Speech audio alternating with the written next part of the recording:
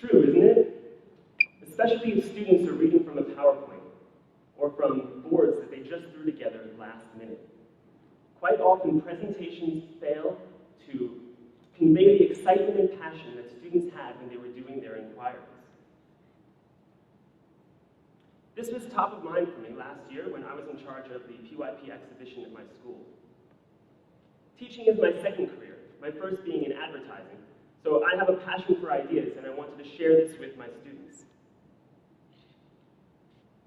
I wanted my students to create a presentation that wasn't dull and boring. But how do you do that? I asked them to create an experience. I wanted them to create a presentation where the audience was part of the presentation, where the audience members could interact with the information in a unique and creative way. I wanted them to create a presentation that would stick with the audience member long after the presentation was over.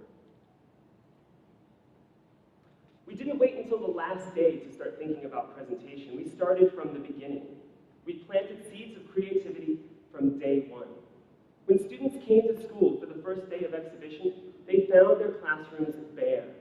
All the student work, posters, even some furniture had been removed from the classroom. Then we asked them from the beginning to start taking sections of the classroom to create their experience. There were 3 groups, and what they did to engage the audience truly blew me away.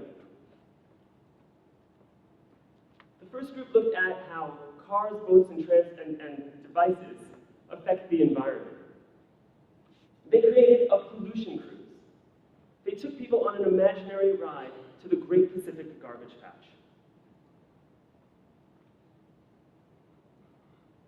They asked their people that came on to wear life vests, and they talked to them about dirty water, about toxic e-waste, and even engaged them in a discussion about how cars cause pollution when a crash happened on land.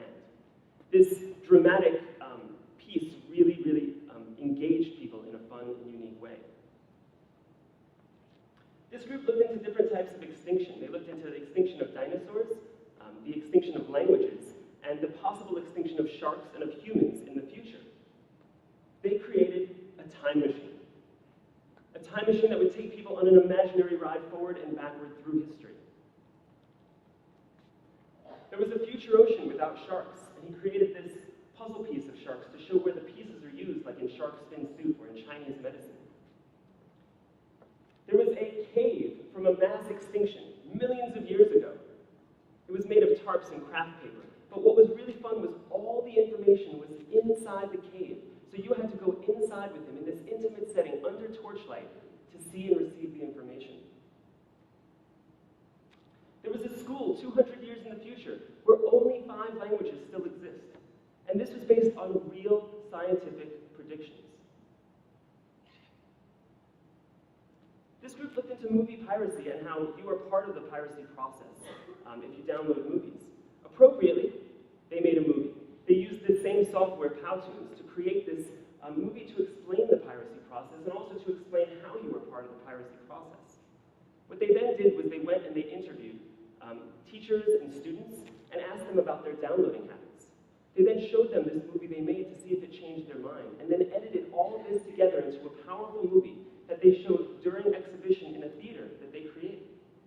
They even went a step further, and they asked the audience members who came to see the movie before and after the movie if the movie changed their mind, to engage them even further. And of course, to enrich the experience even more, they had popcorn. Now, people were fully immersed in all of these experiences. There was no yawning or bored students. This unique environment created an atmosphere where the students loved teaching and everybody loved learning. Now, I know that the students and the visitors learned a lot that day, but I will bet that they'll forget a lot of that knowledge over time. But what they won't forget was their experience. And I'm hopeful that these students, when they go on to secondary, that they'll use this new way of engaging audiences when they present information in the future.